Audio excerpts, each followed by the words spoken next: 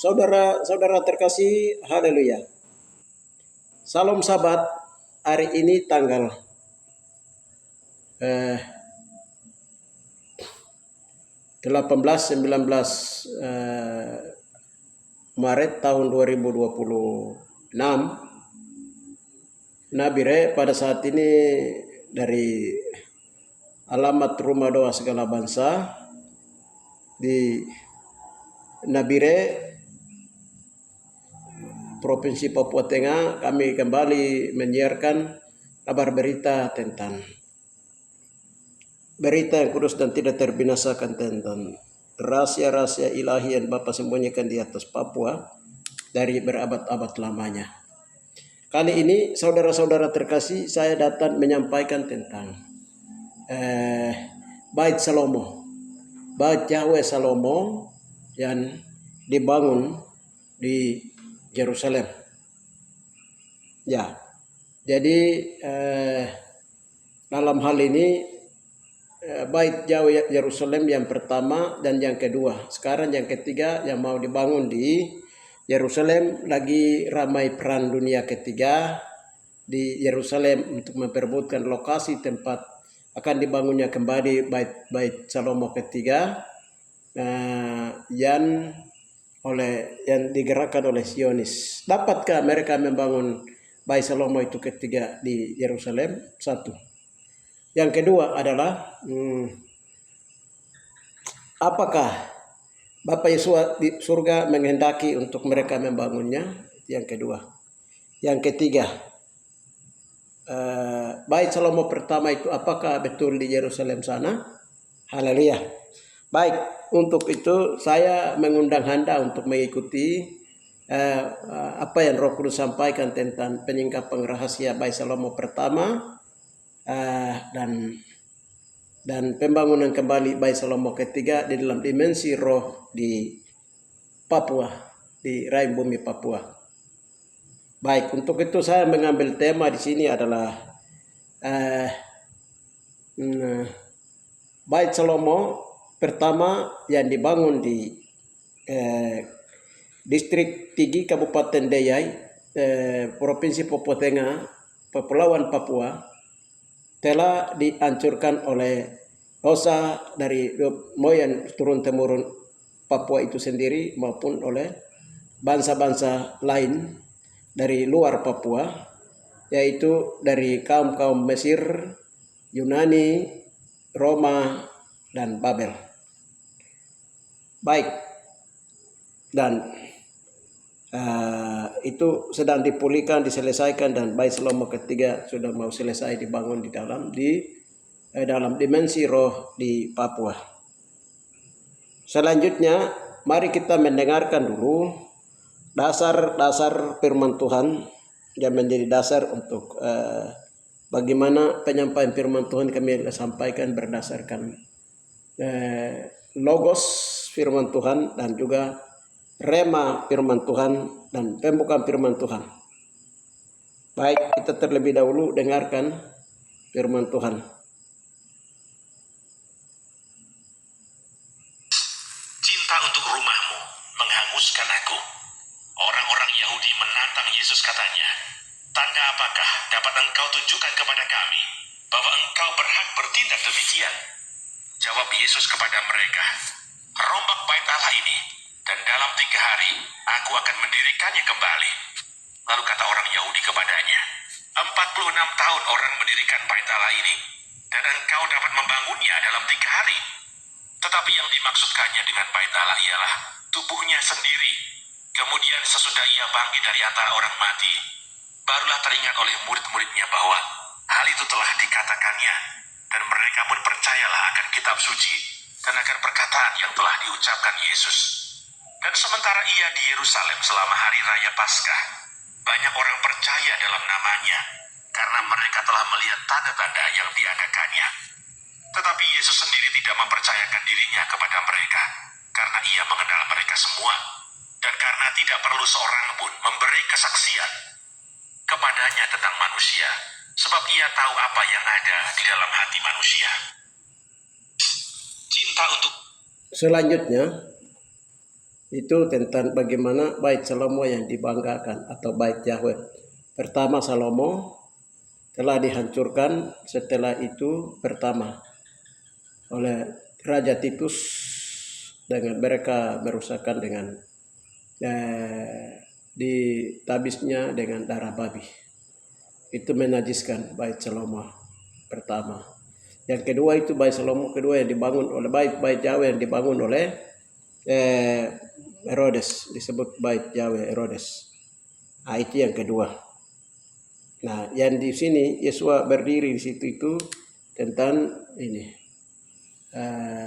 bait Herodes yang kedua itu. Kita lihat lagi berikutnya itu bagaimana setelah Salomo mendirikan kerajaan bait Salomo pertama, lalu bagaimana raja-raja datang studi banding atau mendengarkan hikmat Salomo di bait Salomo pertama, yaitu di wilayah distrik Tigi, Kabupaten Deiyai, Provinsi Papua Tengah, Kepulauan Papua pada zaman raja-raja di peta zaman pada zaman Raja Salomo pada zaman dahulu. Kita dengarkan terlebih dahulu.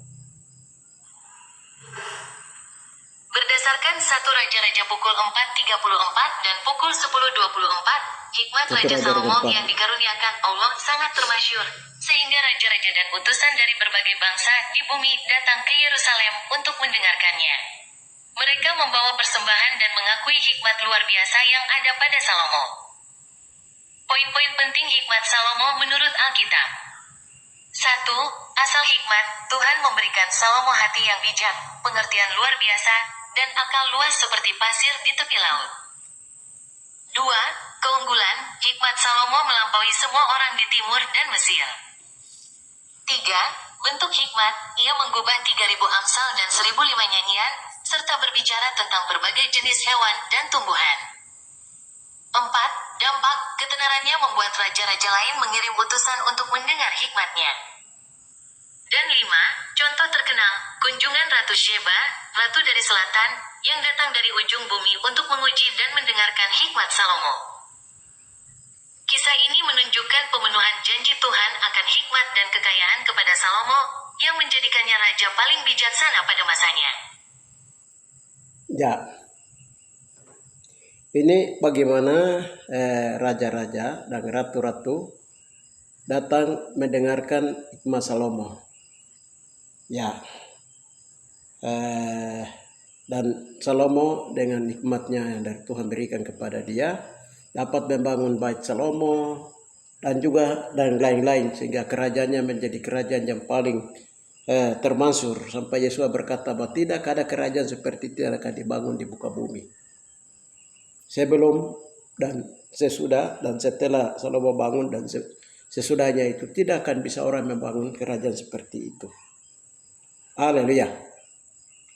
Saudara-saudara terkasih, sekarang anehnya di dalam Alkitab metafor atau firman Tuhan yang keluar dari Yerusalem, yang dicatat dari Papua dan dia keluar dari Yerusalem, itu di situ menjelaskan bahwa bait Salomo ketiga itu di Yerusalem sana.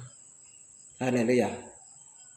Tetapi apa yang Roh Kudus sendiri bukakan kepada kami bahwa sesungguhnya bait Salomo pertama itu dia ada di Papua, posisinya di Pulau Duamo di Yugatere, Mukau Daimita, Tigil Daimita,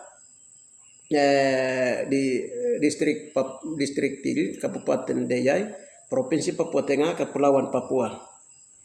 Nah, itu dibukakan dari sejak tahun 2010,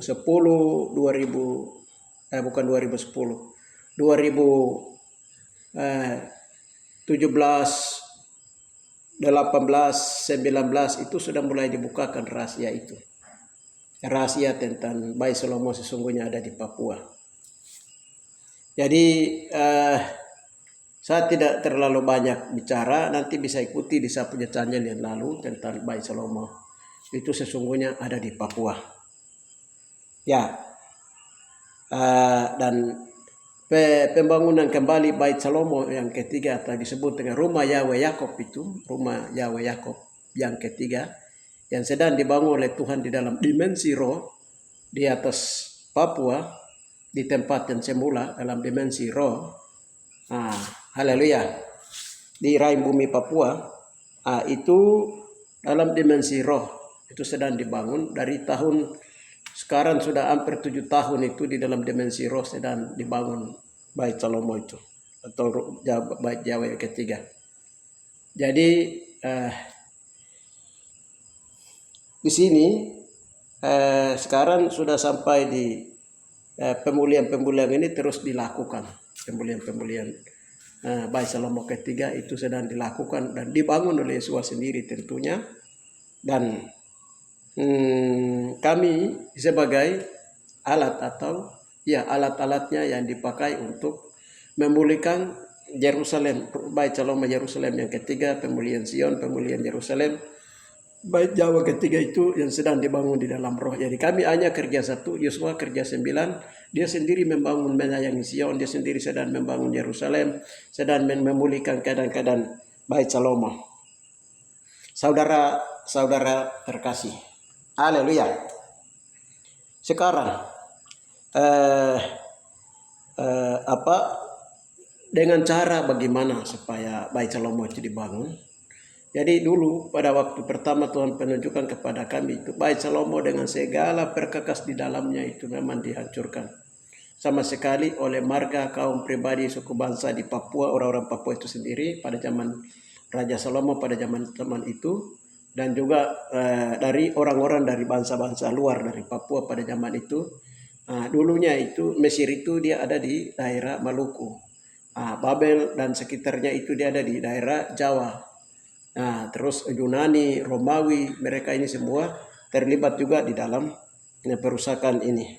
Jadi pernah Tuhan bongkar bahwa Bait Salomo itu yang pertama yang dibangun itu di Papua itu dihancurkan oleh darah babi dari bangsa Toraja yang bawa babi putih, lalu dibunuh oleh marga TKG, lalu darahnya dioleskan di Bait Salomo. Nah itu kami sudah selesaikan, sudah berdoa minta ampun dan barak ini sudah diselesaikan. Nah itu sudah diselesaikan dan Bait Salomo itu memang sudah mau selesai di dalam roh. Iya, saudara-saudara terkasih, jadi Bait Salomo itu memang dirusak oleh moyang orang Papua karena dosa-dosa. Lalu bangsa-bangsa dari luar itu mereka juga masuk untuk menghancurkan Bait Salomo itu hanya karena iri. Baik, sekarang saya masuk lagi ke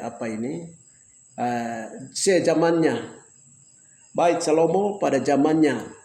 Nah, Bait Salomo itu kita lihat kerajaan-kerajaan atau candi-candi Borobudur dan lain-lain yang ada di Jawa, Bali, Madura, Sulawesi, Kalimantan dan Sumatera. Itu zaman-zamannya, itu sesamanya. Bapak Yesus bilang itu zamannya daripada kerajaan Salomo pada waktu itu. Jadi salah satu yang Tuhan beritahu sama kami itu Candi Borobudur itu adalah salah satu waktu pada waktu raja dari Jawa Borobudur itu dia datang lalu studi banding waktu dia datang kepada Salomo. Jadi dia mendengarkan apa yang Salomo sampaikan bagaimana Bait Salomo itu dibangun. Jadi sebagian dari setitik hikmat pengetahuan untuk membangun Bait Salomo itu diberikan oleh Raja Salomo kepada raja dari kerajaan Majapahit dan datang. Lalu dia pulang ke sana itu, dia membangun kembali yang disebut sekarang itu Candi Borobudur itu. Haleluya. Jadi Candi Borobudur itu bukan Indo-Buddha punya, itu bukan agama Yahudi, agama Buddha Indo punya, itu agama Yahudi punya yang dibangun di sana. Iya, saudara-saudara terkasih, yang Bapak sempat bukakan itu seperti itu. Dan di sana punya itu semua dikasih tua, Bapak sengaja kasih tinggal sebagai bukti sejarah bahwa dulu pernah ada kerajaan Israel tertua di Papua. Itu yang disebut dengan kerajaan yang hilang di Papua itu. Itu sudah salah satunya itu. Jadi itu bangunan-bangunan candi-candi itu dikasih tinggal, sedangkan Papua punya.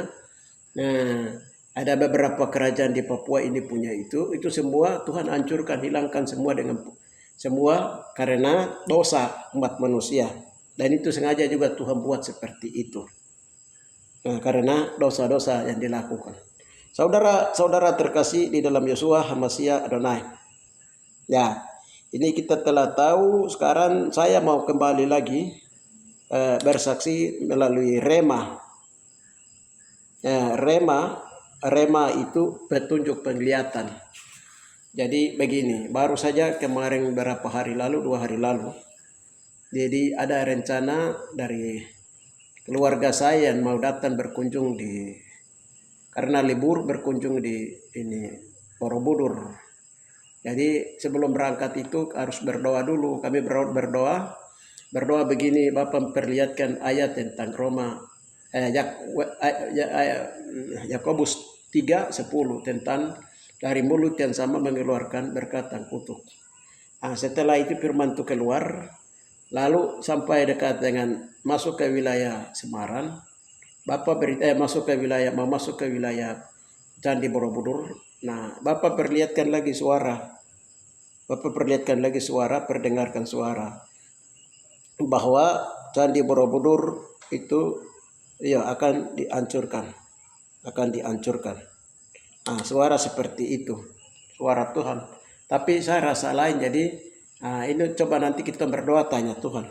Setelah kita berdoa tanya Tuhan perdengarkan hasil doanya seperti ini. Kita ikuti hasil doa dan apa yang Roh Kudus bukakan kepada kami. Ini bisa dengarkan. Haleluya. Dada ini keluar sampai pikiran macam anak mantu punya suara sendiri berbicara ke dia pikiran gitu. Mama lihat dari dalam dia punya dada macam terbuka. Mama lihat dia suara hati sendiri berbicara ke dia pikiran begitu. Berdoa. Bapak, dalam nama Bapa Takaramas Kopra, ampuni. Bapak, ini suara hati dia berbicara ke pikiran itu. Maksudnya itu apa? Bapak Takaramas Roh Kudus mau membuka rahasia ini. Oh, haleluya Bapak, dalam nama Bapa Takaramas Kopra. Haleluya. Iya, Mama lihat terus macam di mantu punya tangan itu. Yang di tangan itu ada benda merah. Ada benda merah di tangan. Di tangan atau di mulut itu, antara itu. Dekat mulut. Itu ada macam benda merah, macam batu akik kah? Berdoa. Batu merah. Bapak, dalam nama Bapak lalu di Natalia punya di tangan atau mulut itu batu akik merah. Ini batu akik merah itu maksudnya apa? Mari Roh Kudus singkapkan. Ini rahasia apa lagi Bapak Takar? Batu akik merah. Bapak, dalam nama Bapak Takar Raskopra, lebih kayak Bapak Takar Raskopra. Batu akik merah ini dari turunan Ibrani kah? Dari Firaun. Mari Roh Kudus singkapkan. Bapak Takar Raskopra. Haleluya. Dibilang mereka itu perusak. Bait Allah Salomo, mereka perusak.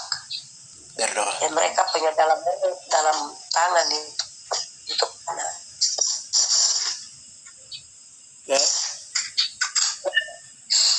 Dan tadi kan lihat batu akik begitu, merah, yang merah, kodok begitu.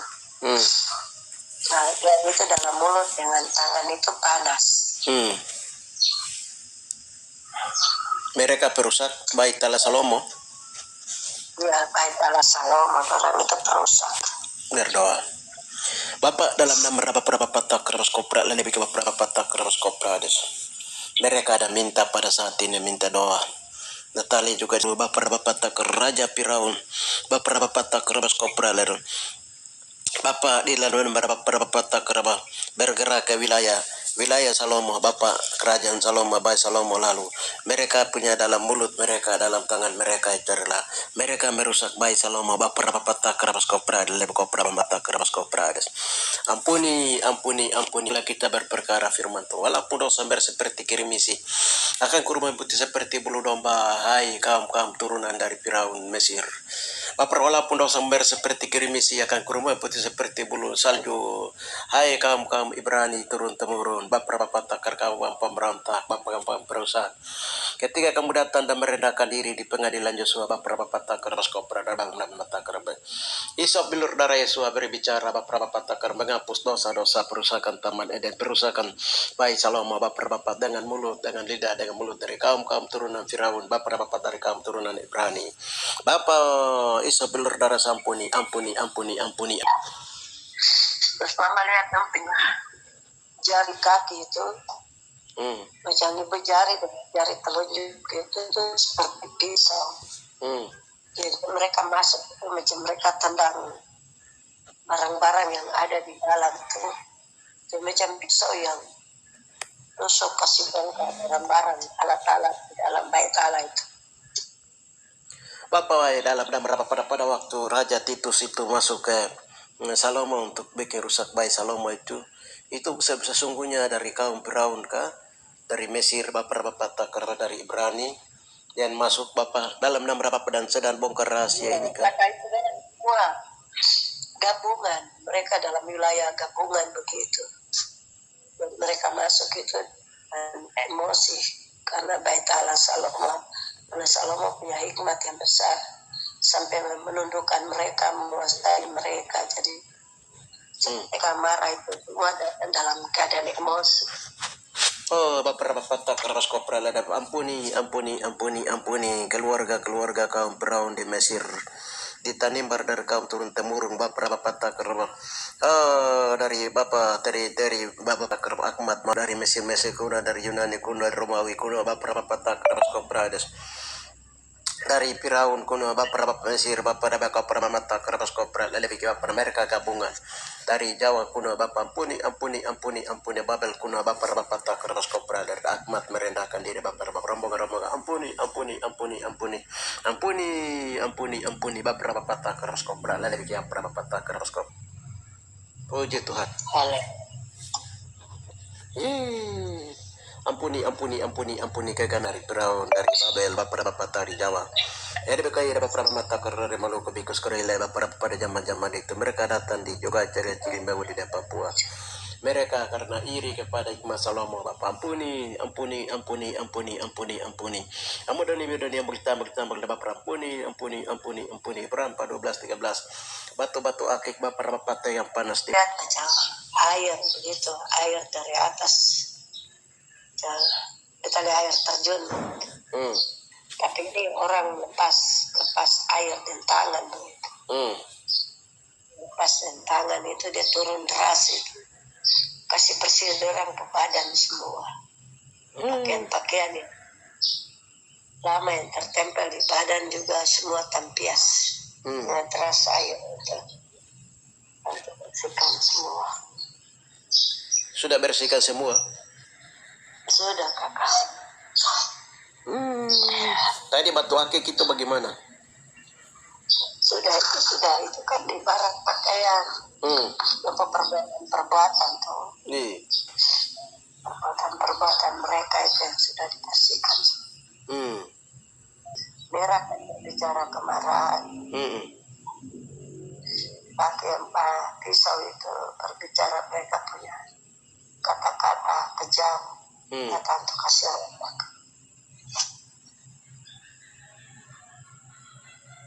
Iya, setelah kita mendengarkan hasil doa tadi bahwa gabungan antara raja-raja dari Mesir, terus Yunani, Romawi, Babel, mereka gabung. Baru mereka karena iri sama Salomo dia menguasai lembah benua, jadi raja-raja. Jadi dong iri dong sama-sama untuk datang menghancurkan Bayi Salomo. Karena Salomo dia kawin, istri itu ada 7.000, bukan 7.700 dan gundik ada 300. dari gundik ini kan dengan cara bentuk berala-berala itu merusak Bait Salomo. Itu, maka dengan cara itu. Nah, itu yang tadi sebagian dari itu tadi kita sudah berdoa dan itu pemulihan itu sudah mulai terjadi. Sekarang kita lihat kesamahan dari Bait Salomo yang ada di Yugaitele di tengah Danau Tigi, Kabupaten Deyai, Provinsi Papua Tengah dengan Candi Borobudur. Ya, kita lihat kesamaan. Kalau dalam bahasa Pulau Duamo, Danau Tigi, Pulau Duamo, Danau Tigi, di situ ada Yugaitele. Nama ini Yugaitele itu bahasa dulu. Jadi menara tempat lonceng, menara tinggi, menara tempat lonceng digantung. Nah, seperti itu. Jadi Yugaitele itu seperti menara. Di situ dulu ada macam Bait Salomo seperti itu Yugaitele. Ya, itu tinggal nama dan juga tinggal poin-poin. Ya, dia ada di tengah Danau Tigi. Nah, di sebelah kanannya itu ada Tildai Mita. Itu artinya kolam pembasuhan. Dan menutupi air mata Danau Tigi. Sumber air mata. Terus sumber mata air. Terus sebelah timurnya itu ada Mugaudah Mita. Itu mesbah. Mesbah itu tempat korban bakaran. Dan saya tidak uraikan di situ. Nah, sekarang dia hampir kesamaannya dengan Borobudur itu, kesamaannya itu tadinya Borobudur itu dibangun di antara danau, di tengah danau, tapi lama-lama danau itu kering. Terus kita lihat kesamaan lainnya itu adalah di stupa kerajaan, di stupa di sana itu ada lonceng. Di Candi Borobudur itu di stupa di situ ada lonceng. Ada lonceng yang ditaruh. Kita lihat, dengar dulu sedikit apa itu lonceng. Lonceng stupa di Candi Borobudur adalah 72 stupa berlubang berbentuk genta terbalik di 3 teras melingkar teratas, zona arupa datu, yang mengelilingi satu stupa induk raksasa di puncaknya. Stupa-stupa ini berisi arca Buddha dan melambangkan tingkat kesadaran tertinggi, yakni peralihan menuju nirwana, di mana nafsu manusia telah terkikis habis. Karakteristik dan makna stupa lonceng Borobudur. 1. Jumlah dan lokasi, terdapat 72 stupa kecil berbentuk lonceng, yang disusun pada 3 lantai melingkar, 32 stupa di teras pertama, 24 di teras kedua, dan 16 di teras ketiga. 2. Struktur, stupa berbentuk mangkuk terbalik dengan lubang terawang, berlubang berbentuk belah ketupat atau segi 4, berbeda dengan stupa induk di pusat yang tertutup, padat. 3. Isi, di dalam setiap stupa. Ya, itu dia punya loncengnya, lonceng dari Candi Borobudur. Tadi yang di Deya itu, di tengah Danau Tigi itu, dia punya Yugaitele atau loncengnya yang ada. Nama lonceng itu jadi abadikan hingga hari ini. Sedangkan semua tinggal puing karena dosa. Nah, sedangkan kalau kita lihat di Bait Salomo itu sebenarnya di lonceng yang di Bait Salomo itu tidak ada lonceng di Bait Salomo. Yang ada itu di imam besar, Imam Harun punya pakaian imam itu, di situ ada lonceng. Di situ ada lonceng. Itu yang kedua. Yang ketiga itu Candi Borobudur itu dia juga berbentuk burung saran. Nah, stupanya berbentuk sarang burung cendrawasih. Jadi di dalamnya itu lonceng itu ada arca dewa yang mereka sembah, dewa yang mereka sembah. Sedangkan untuk yang di Candi Bait Salomo itu di dalamnya itu ada di imam besar, loncengnya itu ada di imam besar. Imam ini besar punya baju efod itu di situ loncengnya. Sementara itu kalau stupa Borobudur ini dia berbentuk rasi bintang. Posisinya itu dia berbentuk rasi bintang yang menerawang ke atas di wilayah Borobudur. Kita lihat kalau yang Tuhan bukakan rahasia di tempat Yugaitele Bait Salomo pertama di Pulau Duamo itu, Tuhan buka rahasia bahwa di tempat disitulah Bapa di surga itu berdiri di atas pulau Duamo di tempat Bait Salomo yang sekarang, bekas puing-puing Bait Salomo yang di Yogaitega di sini. Dari situ dia Tuhan Bapa di surga berdiri baru ciptakan rasi bintang dari situ. Ciptakan rasi bintang. Sedangkan matahari diciptakan dari tengah danau pulau di tengah danau Tage, danau-danau purba. Sedangkan bulan diciptakan dari tengah danau Paniai dari pulau Mayagaya. Itu Bapak berdiri di tempat-tempat itu baru Bapak menciptakan bulan, bintang, matahari, dan gerasi bintang. Saudara-saudara terkasih, ini saya cukup saja dulu dia punya kesamaan-kesamaannya sehingga sesungguhnya Bait Salomo ketiga itu dia ada di Papua. Nah sekarang jadi Bait Salomo itu yang ketiga itu menurut yang akan dibangun di Yerusalem itu di tempat Bait Salomo pertama. Sementara tempat Bait Salomo pertama itu belum jelas di Yerusalem itu. Apakah di Domain of Rock yang sekarang masjid itu kah di sana? Itu kan belum jelas, atau lokasi jauh dari situ kan mereka juga masih menjadi misteri bagi mereka yang di Yerusalem sana dan panitia yang sudah mulai siapkan bahan-bahannya. Itu. Nah sementara itu di dalam roh itu Bapak sendiri sedang membangun itu Bait Salomo itu, dan ini sudah mau selesai. Saudara terkasih, haleluya. Kita lihat berikutnya bagaimana yang sudah mau selesai itu kita lihat dulu. Ini selanjutnya tadi malam dalam waktu yang bersamaan saya bangun jam 3 untuk renungkan itu, bandingkan antara Borobudur dengan Bait Salomo. Saya ikuti sampai jam 5 pagi, jam 6. Dan setelah itu tadi kami dalam Zoom itu ada hamba Tuhan punya anak-anak, mereka ada lihat penglihatan. Tadi malam mereka masuk doa, lalu mereka masuk Tuhan bahwa mereka masuk ke dalam Bait Salomo. Nah, kita lihat dulu hasil cuplikan mereka. Nah, hasil doa yang mereka masuk tadi malam, yang mereka lihat keadaan di Bait Salomo dalam dimensi roh yang sedang dibangun. Siapa masuk? Saya punya. Sampai anak perempuan Gloria ini. Tadi bagaimana? Kita sahabat kemarin malam.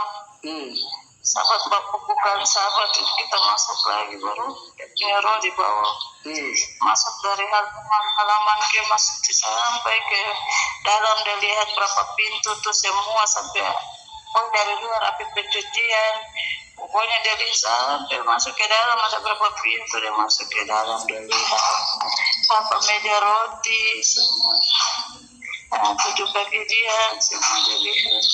Dia masuk, udah lihat dia dalam desa-desa itu diri kecil sekali, dinding itu sampai di atas awan di atas, pokoknya di atas sekali, dan dinding terbuat dengan emas ini. Itu kecil kayak semut begitu, pas kecil begini di bawah, dan begitu masuk susah lihat. Di tanah ada kerja semua. Kalau bangunan Bait Suci itu sudah siap semua, tapi tinggal itu di depan pos-pos penjagaan, di bagian halaman, pagar-pagar dan parit-parit, apa pokoknya di depan itu dia masih ada bangunan, ada bangunan di situ. Cuma ada kerja di depan. Tapi kalau Bait Suci itu sudah di dalam itu sudah. Iya. Itu masih saya lihat paling kecil sekali. Dia sampai masuk ke dalam. Di mana saya lihat orang turis tidak bisa orang masuk ke dalam. Tuhan punya tempat di dalam. Haleluya, amin. Semua. Haleluya, amin. Amin.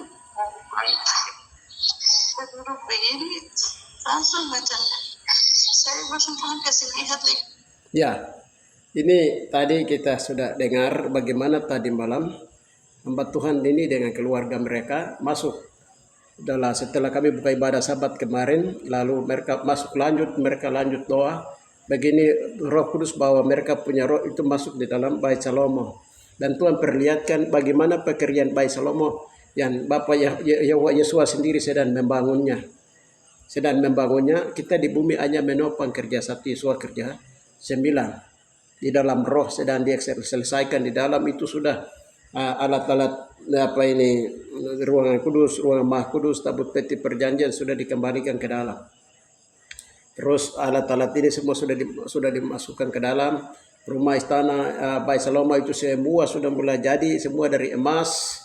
Lalu mulai dibangun, ada kerjakan di bagian-bagian parit dengan alaman-alaman, dengan pos penjagaan, apa semua sedang dibangun. Ini di dalam roh tentunya, saudara-saudara terkasih. Jadi dalam masa sukar dan sulit, masa penghakiman itu dibangun kembali 3 hari 3 malam, Yesus berkata itu. 3 hari 3 malam aku membangunnya kembali. Itu berhubungan dengan secara fisik di dalam roh, di pemerintahan kerajaan Tuhan Masia itu akan dinyatakan dan akan diresmikan sebelum memulai pemerintahan kerajaan Tuhan Masia dalam kerajaan 1000 tahun damai. Saudara-saudara terkasih, itu Tuhan bilang begitu kan, dan ibu kota kerajaan 1000 tahun itu berlangsung di Krain Bumi Papua, di mana tempat Bait Salomo pertama itu ada. Nah, begitu saudara-saudara terkasih di dalam roh, sehingga sekarang banyak pemahaman tentang perkara mereka tentang, ada yang bilang itu Borobudur itu peninggalan Sulaiman dan lain-lain, ada yang bilang baku banta dan lain-lain, dan bilang itu ini dan itu. Sebenarnya itu adalah hasil jiplakan dari Bait Salomo yang oleh pendiri Candi Borobudur. Mereka datang lalu mereka bangun itu Candi Borobudur. Tuhan kasih tinggal sebagai bukti peradaban sejarah bahwa dulu di Indonesia, di Papua itu ada Bait Salomo. Saudara-saudara terkasih, haleluya. Itu yang pertama. Yang berikutnya itu adalah dari setelah kita mendengarkan bagaimana Tuhan sedang memulihkan ini semua itu. Ya, sekarang apa sebenarnya Bait Salomo itu? Apa sebenarnya sesungguhnya arti rohani daripada Bait Salomo itu? Kita mendengarkan juga. Salomo adalah bayangan fisik kehadiran Allah di tengah umatnya, sementara Yesus adalah pemenuhan sejati, bait Allah yang hidup, yang membawa kehadiran Allah secara permanen. Yesus lebih besar dari Salomo karena ia membawa hikmat, pemerintahan kekal, dan penebusan dosa yang melampaui kemuliaan bait fisik dan hikmat manusiawi Salomo. Hubungan bait Salomo dan Yesus yang lebih besar. 1. Pusat hadirat Allah. Bait Salomo dibangun untuk menempatkan tabut perjanjian sebagai tanda kehadiran Allah. Yesus adalah bait Allah sejati di mana hadirat Allah tinggal secara penuh, menggantikan struktur fisik. 2. Penebusan dosa. Bait Salomo menjadi pusat penebusan dosa, namun terbatas. Yesus, melalui kematiannya, memberikan penebusan yang sempurna dan kekal. 3. Hikmat dan pemerintahan. Salomo membangun kerajaan besar dengan hikmat, namun ia jatuh. Yesus, sang raja dengan hikmat ilahi, memerintah selamanya dan membawa kehidupan melalui rohnya, menjadikan tubuh orang percaya sebagai baitnya. Dan 4. Kemuliaan fisik vs rohani. Bait Salomo megah secara fisik, menggunakan kandil, menorah. Yesus menghadirkan kemuliaan rohani, memberi hidup bagi yang mati secara rohani. Singkatnya, bait Salomo adalah tipe, bayangan, dan Yesus adalah antitipe, pemenuhan, yang lebih besar dari Salomo dalam segala hal. Beberapa ahli Taurat dan orang Farisi kepada Yesus, "Guru, kami ingin melihat suatu tanda daripadamu." Tetapi jawabnya kepada mereka, "Angkatan yang jahat dan tidak setia ini menuntut suatu tanda. Tetapi kepada mereka tidak akan diberikan tanda, selain tanda Nabi Yunus. Sebab seperti Yunus tinggal di dalam perut ikan 3 hari 3 malam, demikian juga anak manusia akan tinggal di dalam rahim bumi 3 hari 3 malam. Pada waktu penghakiman, orang-orang Niniwe akan bangkit bersama angkatan ini dan menghukumnya juga. Sebab orang-orang Niniwe itu bertobat setelah mendengar pemberitaan Yunus. Dan sesungguhnya yang ada di sini lebih daripada Yunus. Pada waktu penghakiman, ratu dari selatan itu akan bangkit bersama angkatan ini. Dan ia akan menghukumnya juga. Sebab ratu ini datang dari ujung bumi untuk mendengar hikmat Salomo. Dan sesungguhnya yang ada di sini lebih daripada Salomo. Tetapi yang seorang menegur dia katanya, "Tidakkah engkau takut juga tidak kepada Allah, sedang engkau menerima hukuman yang sama? Kita memang selayaknya dihukum, sebab kita menerima balasan yang setimpal dengan perbuatan kita. Tetapi orang ini tidak berbuat sesuatu yang salah." Lalu ia berkata, "Yesus, ingatlah akan aku apabila engkau datang sebagai raja."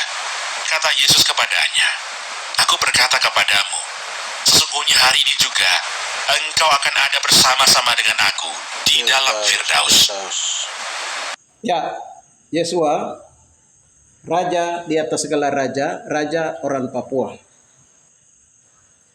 Dan tadi setelah kita ikuti arti sebenarnya dari Bait Salomo secara rohani, digenapi di dalam Yosua, dan Yosua itu Yahosua itu lebih besar daripada Salomo.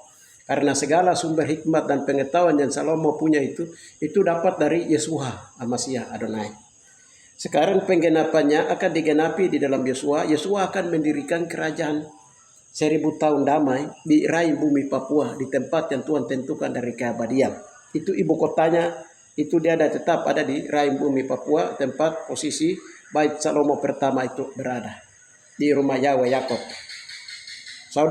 Saudara terkasih, haleluya. Kenapa di rahim bumi Papua? Yesua berkata bahwa mereka minta tanda, tapi Yesua bilang cukuplah tanda Nabi Yunus 3 hari 3 malam di dalam perut ikan paus. Itu tanda bahwa anak manusia 3 hari 3 malam di rahim bumi. Nah, rahim bumi itu di mana? Setelah Yesua disalibkan, mati, setelah itu turun ke tempat ke rahim bumi. Yesua berkata penyamun yang sebelah kanan. Hari ini juga ketong ke Firdaus. Firdaus itu di mana? Di rahim bumi Papua itu sudah. Di rahim bumi Papua itu di Firdaus. Itu lantai bawah dari surga tingkat alaman, lantai bawah.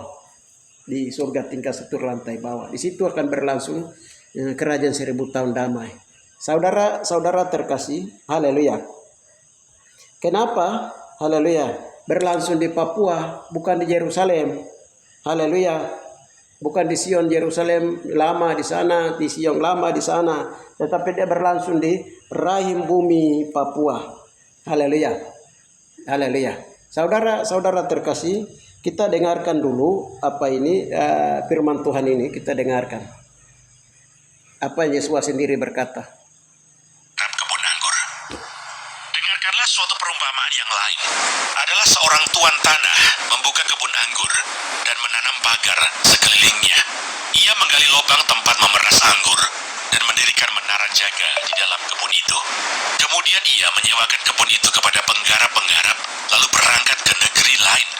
Ketika hampir tiba musim petik, ia menyuruh hamba-hambanya kepada penggarap-penggarap itu untuk menerima hasil yang menjadi bagiannya. Tetapi penggarap-penggarap itu menangkap hamba-hambanya itu. Mereka memukul yang seorang, membunuh yang lain, dan melempari yang lain pula dengan batu. Kemudian Tuhan itu menyuruh pula hamba-hamba yang lain, lebih banyak daripada yang semula. Tetapi mereka pun diperlakukan sama seperti kawan-kawan mereka. Akhirnya ia menyuruh anaknya kepada mereka, katanya, "Anakku, akan mereka segani." Tetapi ketika penggarap-penggarap itu melihat anaknya itu, mereka berkata seorang kepada yang lain, "Ia adalah ahli waris. Mari kita bunuh dia, supaya warisannya menjadi milik kita." Mereka menangkapnya dan melemparkannya keluar kebun anggur itu, lalu membunuhnya. Maka apabila tuan kebun anggur itu datang, apakah yang akan dilakukannya dengan penggarap-penggarap itu? Kata mereka kepadanya, "Ia akan membinasakan orang-orang jahat itu, dan kebun anggurnya akan disewakannya kepada penggarap-penggarap lain. Ia akan menyerahkan hasilnya kepadanya pada waktunya." Kata Yesus kepada mereka, "Belum pernahkah kamu baca dalam kitab suci, batu yang dibuang oleh tukang-tukang bangunan telah menjadi batu penjuru? Hal itu terjadi terjadi dari pihak Tuhan, suatu perbuatan ajaib di mata kita. Sebab itu aku berkata kepadamu bahwa kerajaan Allah akan diambil daripadamu dan akan diberikan kepada suatu bangsa yang akan menghasilkan buah kerajaan itu.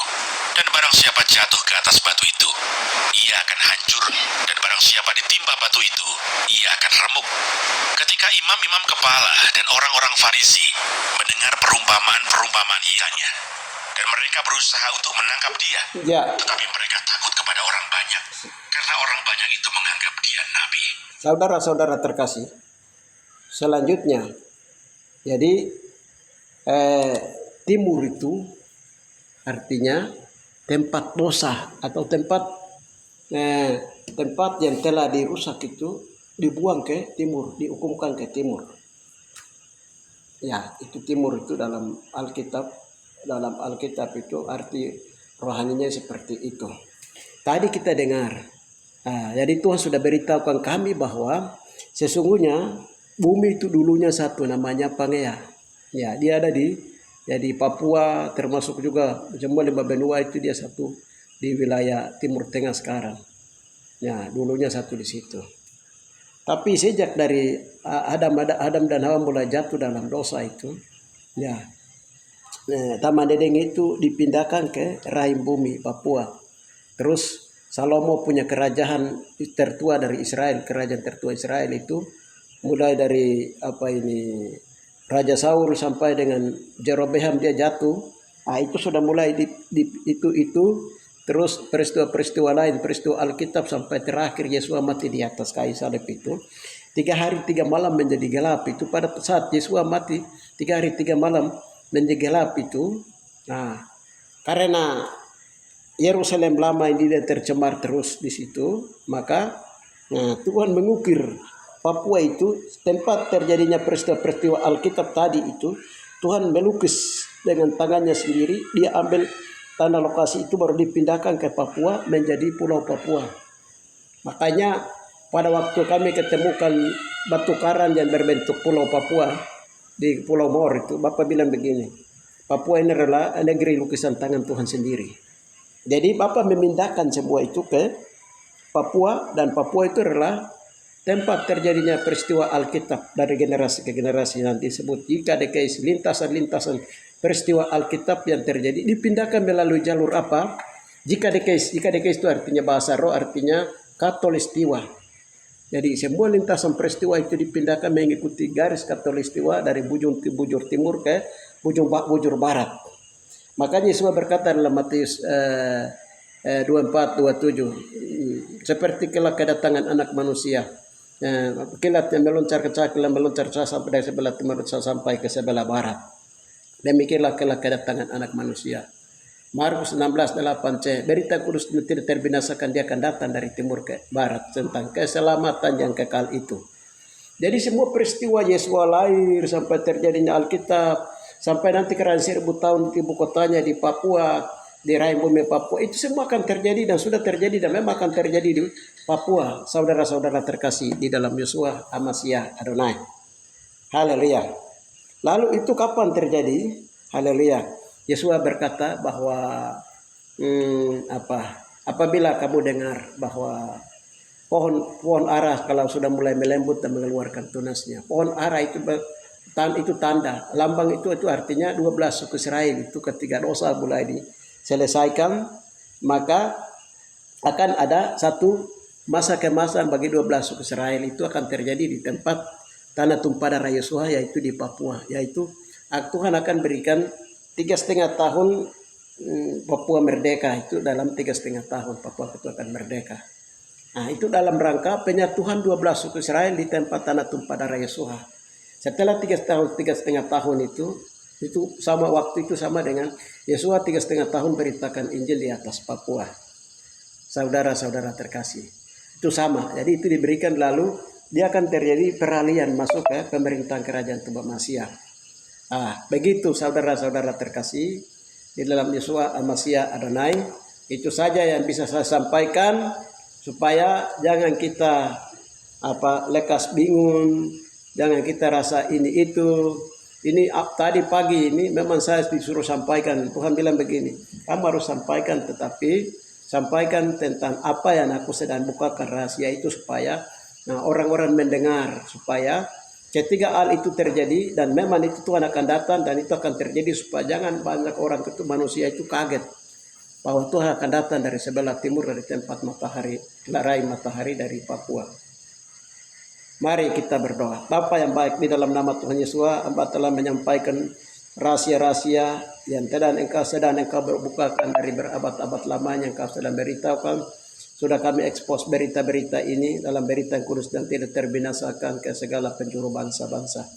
Terima kasih Bapa, di dalam nama Bapa, sehingga orang Papua itu sendiri mulai mendengar dan mulai takut akan Tuhan di atas negeri ini. Dan bangsa-bangsa lain, Bapa, ada di bawah otoritas pemerintahan untuk engkau mengendalikan 5 benua. Dan raja-raja dan ratu-ratu dan segala pembesar di muka bumi, ada di bawah otoritas pemerintahanmu, engkau mengatur segala sesuatu di bawah kendalimu. Terima kasih Bapa, hanya di dalam nama Yesus Al-Masih dan kami berdoa. Haleluya. Amin.